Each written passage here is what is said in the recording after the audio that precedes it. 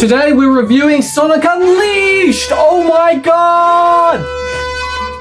Sonic Unleashed was released in 2008, and it was Sega's attempt at creating an actual polished game that felt like a true globe-trotting adventure to accommodate for the absolute dogshit experience of Sonic 06. Sonic Unleashed was a pivotal change in Sonic's gameplay, and let's cut out all this bullshit intro stuff and get into the review. Offering a brand new style of gameplay, here we have the Boost. Changing things up from the adventure era, Sonic gets given the boost he had in Rush, but in 3D. Here, with the press of a button, you propel forward in a huge boost of speed, and the main focus is to keep up this speed through quick movements and reactions, rather than trying to gain speed from actions like the adventure games. This created an extremely fast-paced game, and in this title, the level design actually challenges you, leading to a big skill ceiling and the need to learn the stages to get better ranks and times. The boost in this game really makes you feel the speed, and when paired with the goated level design I will discuss later, it really gets you into the shoes of the hedgehog.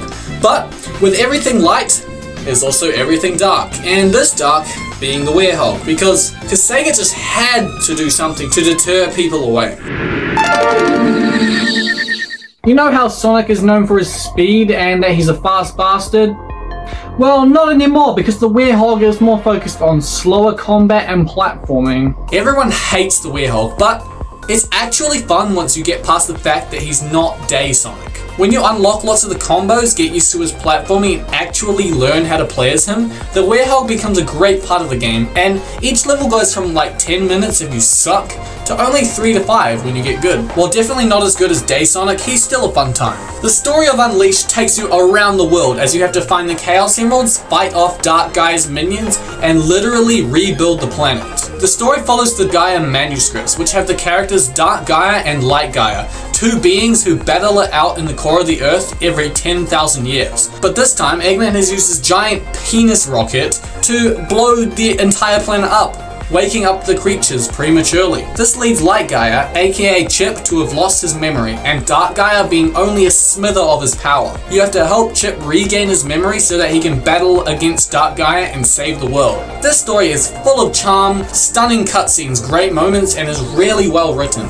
Unleashed visual presentation feels like a decade later when compared to 06, but nah, this game was only 2 years after that, and it looks like a fucking movie. You know the game's about to be lit as soon as you boot it up, because you are greeted by this incredibly beautiful intro cutscene by Maza Animation, which is still the best cutscene in Sonic ever. The in-game graphics are also superb, and the levels are still the most detailed they have ever been, with each environment feeling like an actual place with history. The visuals in the game were even too good that on the consoles the game was released on, that being the Xbox 360 and PS3, the game would chug horribly, especially Jungle Joyride. Holy, try playing this game without throwing up. Truly, it is no longer a joyride and more like jungle sad ride. I don't know. It's actually sad that the developers' visions were not fully realized until now, with things like backwards compatibility and Unleashed Recompiled, which again will be talked on later. Every single day stage in this game is peak, and I mean every single stage. These day stages are exactly what Boost Sonic should play like. Fast reaction-based gameplay with multiple pathways that offer unique experiences as well as faster times. Great environments and actually feel speedy. Windmill Isle has a chill atmosphere and is my favorite introductory level in Sonic. Savannah Citadel teaches you the drift and is a very fun level with a hard S rank. Rooftop Run is the iconic stage, and it is a fast dash to the end with a great aesthetic, amazing level design, and it's just amazing, truly amazing. Dragon Road adds more 3D platforming and is set in a beautiful visual area. Cool Edge is one stage I used to flimmin' hate, but the more I play it, the better it gets, and it's just a vibe to be in. Skyscraper Scamper has surprisingly a lot of player freedom, and the ability to create your own routes through its rails and high placement, and it has a bunch of sick spectacle moments. Arid Sands is really a stage where you want to boost fast as, and it's challenging in a way that feels great, because when you hit a perfect run, you just feel like the dopamine hit is crazy. Jungle Joyride is the standout stage in this game, both for its visually stunning presentation, its perfect level design, its banging music, and also its horrible performance. And last is Eggman Land, the most immaculate final stage in the series because it perfectly tests all the skills you've learnt through the game, and it's just a fun stage once you learn the best approaches. Every one of these day stages are contenders for my favorite Sonic level, and it just shows how stacked this title's roster really is. And it's actually crazy that Sonic Team did this great of a job on their first attempt at a 3D boost game. Now, onto a standout moment from each level. Windmill Isle is the rail section. Not because of the gameplay, just because of the vibe. Rooftop Run is the quick step section, Cool Ledge is the whales, Savannah Citadel is the big 360 tree climb, Skyscraper Scamper is this sick wall run up 3 tiers on one of the buildings, Arid Sands is this challenging pillar fall that feels amazing to get perfect, Jungle Joyride is the various open water runs, and Eggman Land is the time. Because you will forever remember your first run and the near 1 hour time it took. Editing Campbell here, and I forgot Dragon Road, so I don't know, maybe just like the dragons. Every time I think about Dragon Road, I think about the dragons. So yeah. On the other side are the night stages, and these are also pretty fun with good platforming and also great presentation. However, there are too many forced combat sections for their own good, and they can drag on a bit too long. I still love them, but I just don't want to talk about each one. Except that Arid Sands Night is horrible. Each continent in this game is inspired by real-life locations. Apotos is Greece, and more specifically, the island of Mykonos. Spagonia takes inspiration from multiple places around Europe, such as Italy and Spain. Haloska is Alaska and Antarctica. Chunnan is China. Shamar is Middle Eastern countries like Egypt, Jordan, and Iran. Missouri is Africa. Empire City is New York. And Annabeth is Southeast Asia like Indonesia and Thailand. The music soundtrack in this game is truly phenomenal in almost every single way. This soundtrack is an orchestral arrangement, and each piece is full of life, energy, and power.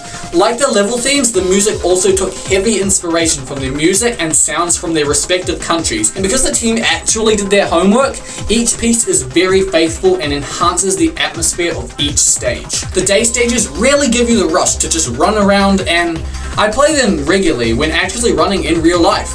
Yes, I actually do go outside. Rooftop Run, Windmill Isle, and Arid Sands all feel like a boost to the end of the world, and yeah, that's what you do in games, so great job. The hub themes are great at bringing life to these places, and the night themes are so groovy and atmospheric, and I bet so many people listen to stuff like Holoska Night to go to sleep.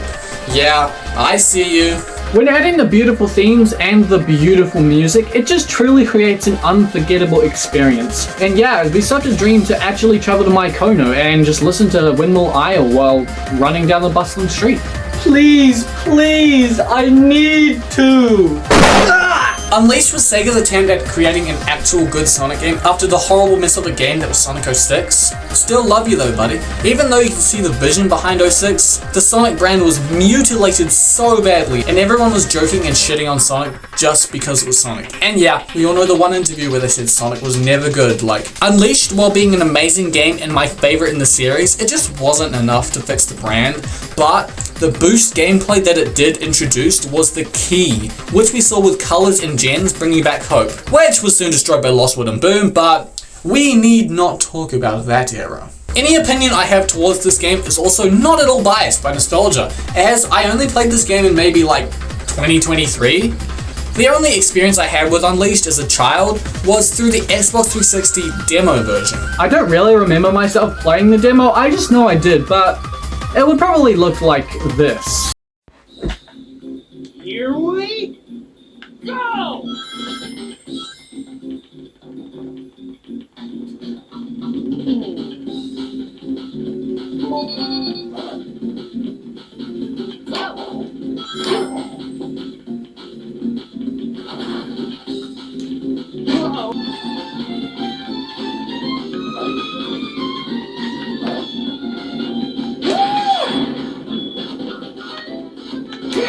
This game also has hub worlds, which are my favorite in the series. These hub worlds contain the NPCs, stage entries, and more collectibles. Each hub world feels unique, visually distinct, and full of life.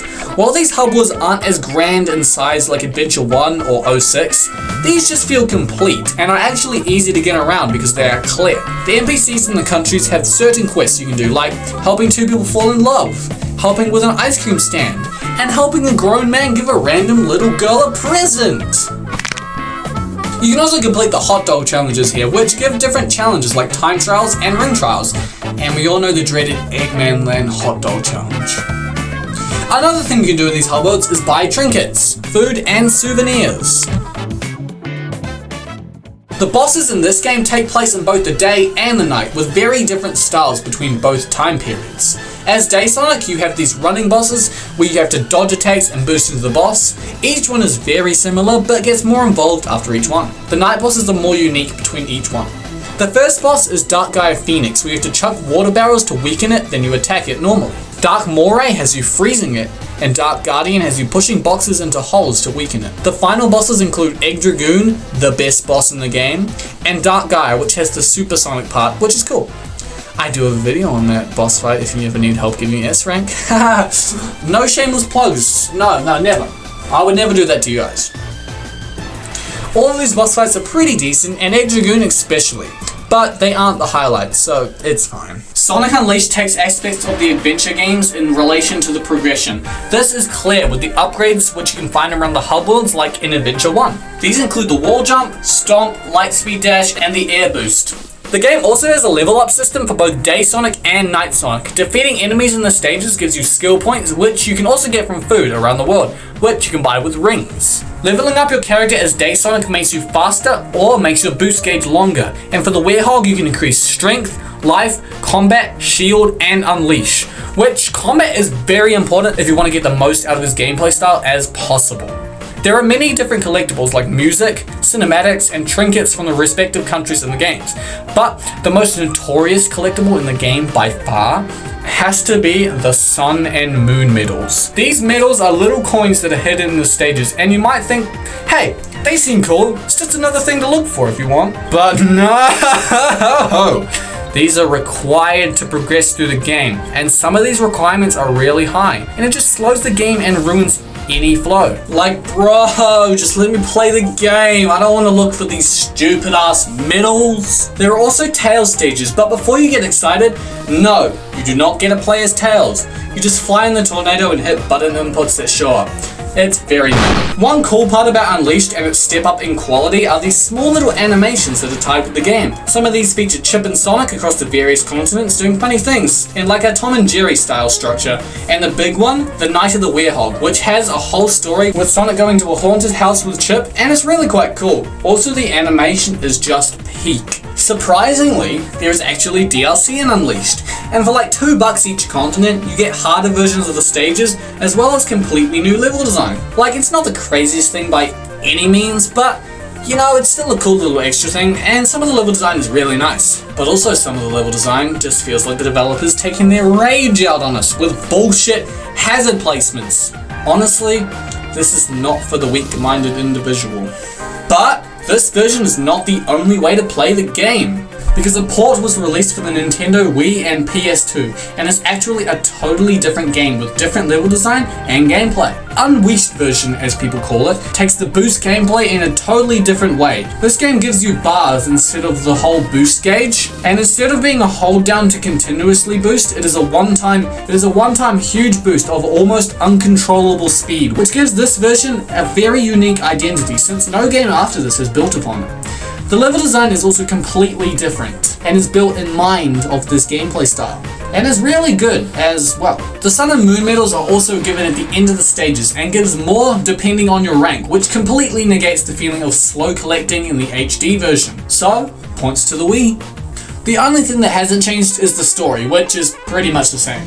Oh yeah, there's also a mobile Java version, but no one cares. Now, Sonic fans being Sonic fans, the insane dedication that they all have towards this little dude, a huge feat has come across because Sega just will not port this game to new devices. So, the fans, Skype and his team, who are all such talented people, decided to recompile the entire game for PC. This project took 6 months of development, and essentially, the original Xbox 360 code was converted into native PC code, meaning the PC can read and run it directly without needing to translate in real time, like an emulator would. This enabled the team to add new features, options, and they were able to optimize the game like crazy.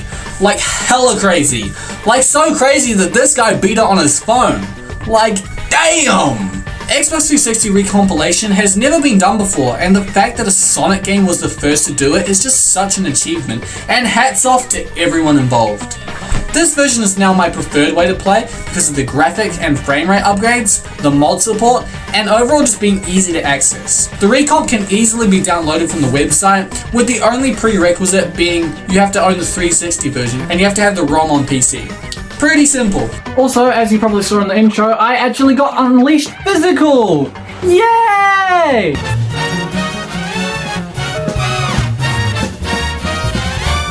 In conclusion, Sonic Unleashed is my favorite Sonic game in the franchise, and it's one of the most complete and full experiences you can get in the entire series. Unleashed tried something new, and it literally created the boost era, so it has to be good.